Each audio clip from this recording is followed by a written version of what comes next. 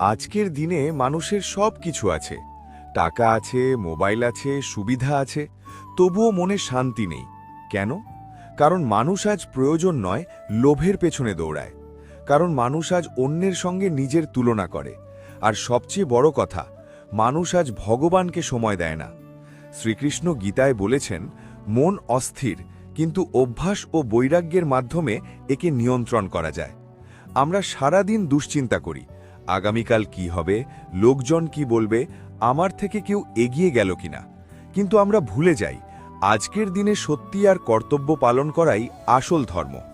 শান্তি বাইরে নেই, শান্তি আছে সংযমে, শান্তি আছে কৃতজ্ঞতায়, শান্তি আছে ভগবানের শ্রমণে। যে নিজের কর্ম ঠিক রাখে, যে অন্যায়ের সাথে আপোষ করে না, শ্রীকৃষ্ণ তার হৃদয়েই বাস করেন। আজ থেকে একবার ভাবো, তুমি কি হারিয়েছ না, তুমি কি পেয়েছ, সেটার জন্য কৃতজ্ঞ হও। তাহলেই শান্তি আসবে। জয় শ্রীকৃষ্ণ।